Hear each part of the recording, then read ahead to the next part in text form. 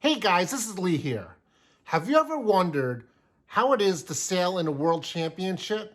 Now, this world championship in 2021 for the Sunfish sailboat attracted 100 sailors from all over the world. In this video, I'm going to show you what some sailors do before the start. But before I get to the video, I'd like to thank all the subscribers who have helped make it possible for me to go on YouTube Live.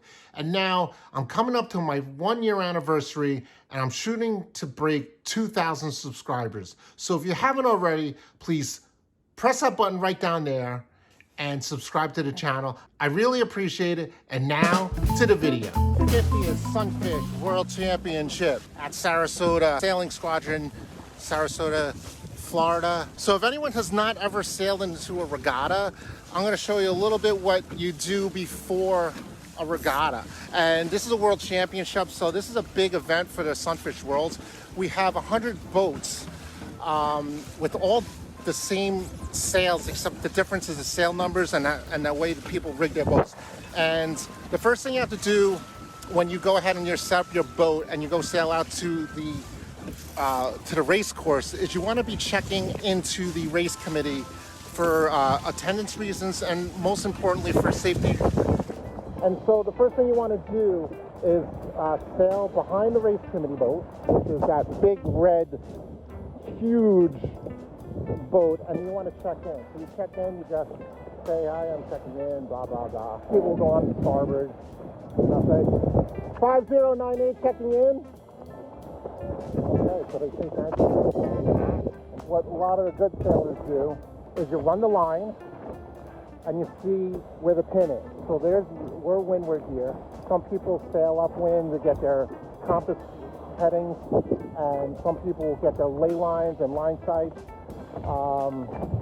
to know where the ley lines are on the port side of the pin, and then the boat side. And they figure out time and distance and whatever they do for their starting routine. I know Mike Ingham, who is a champion, multiple class champion. He loves to sail about an hour before so he could take compass readings, and he is a compass guru. And if when in doubt, he's on the right tack. So if you see Mike Ingham in number 20, you're probably going the right way. So this is what I do before I start. I just talk to people. How's it going? You're live on Facebook, baby. So what else I do is I'm going to figure out my strategy. My strategy for Worlds is pretty simple. And I developed a strategy probably the last couple of Worlds. I sailed in 13 Worlds. This is my 14th World, and I've tried everything so far. I tried to go what the textbooks say and do everything. But to be honest with you, I do not have the speed of the top sailors. So without the speed of the top sailors, I have to alter my strategy a bit. And my strategy is to get clear air. So one thing you could do is you could start in the middle and try to bang that midline sag. However, that's a weakness of mine. I'm not really good at calling midline sag. For instance, I was in Delaware, and between me and Will Kresick at the Delaware North Americans, we were OCS Encore side 6 times in between both of us in about 11 races.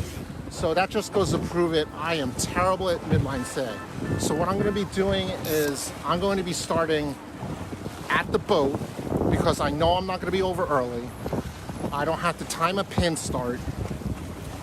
And I'm going to just bang to the right, sail as much as I need to get clear air, and then try to do as well on the right side as possible. Is that correct? No, it's not correct. But for me, it works out pretty well. I'm not trying to win this thing. If you're trying to win this thing, you have to do everything right. If you want to win a sailboat race or a regatta, you have to do what Pete Fraker taught me, is you have to be the one that makes the least mistakes. So mistake number 1 for me right off the bat is I am not necessarily starting on the correct side. So that's one mistake right there. If I don't get off on the front starter line, the front row, that's the second mistake. And you can't make mistakes when there's 100 boats surrounding you, because you could be in 80th place within seconds, or even worse, 90th. So, but that's my strategy. I don't know what John Butine's. What's your starting strategy? Where are you gonna start? Away from everybody else. Okay, so John is starting away from everybody else. So he's probably starting towards the middle to the pin. And that's kind of similar to my strategy, but he'll be going to the left side and I'll be going to the right side, and we'll probably meet up somewhere down the course. But here's another reason why I do not start in the middle or try to go for the pin if the pin is favored, especially if the left side or the pin. If you do not win the pin, then you got to tack out. You have about 80 boats on starboard heading right at you. So if you have to tack out and you can't cross 80 boats, then you have to duck 80 boats. And then you're going to find yourself in 80th place, like right off the bat. So I'm 193 pounds. I'm like a medium-sized fish in a really big pond right now. So I understand my limitations. The wind just picked up a little bit. So I go with what I can go with, and I have fun and do what I have to do. But I'm not going to be starting at a pin. But if I do start at the pin, I'm going to bang hard left so I can get clear air. They're probably going to sound a 5-minute warning for the warning. There's Dan Hess. I think that's Liza. There's Will Crescent. Okay, so that's the warning. They just put up the orange flag to mark the line. And then so they're going to start at 5 minutes from now, which will be the warning at 12 o'clock sharp. They've been pretty good about that. And so we got 100 boats out here. There's Eugene Schmidt. Let me go down to the pin boat and see how it is. It looks like I'm not looking the line. There's JP in number 47. JP's in second place. And here's the pin. So right now, I'm looking at the line. Those buildings are in line, so I'm taking line sights. Hey, guys. You're on YouTube Live. This is Charlie. Oh, so Eugene's checking the line. I think I'm going to go and handle my strategy. I think everyone knows what we're doing here. And there's Lee Parks. And then there's about 80 boats in front of me, and they're all lined up over there. Here's the midline buoy, which, as the buoy says, is kind of in the middle of the line, but it's not a market, of course. You could use that as reference. And let's go, let's sail into these middle. There's Vicky Palmer in 70. Sorry. Vicky Palmer in 70.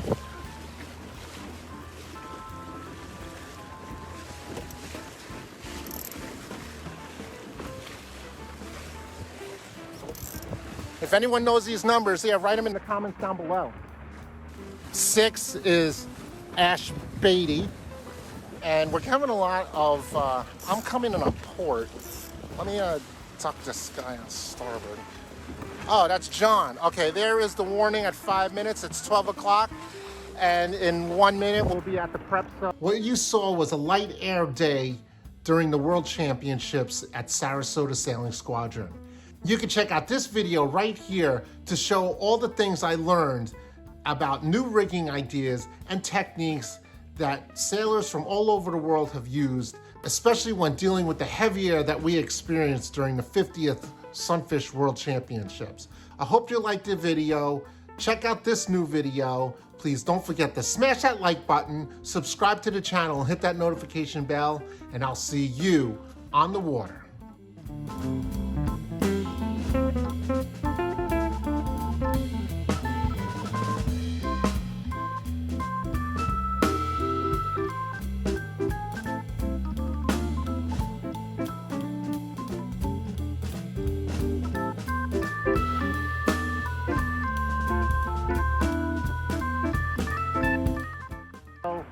I missed a 5.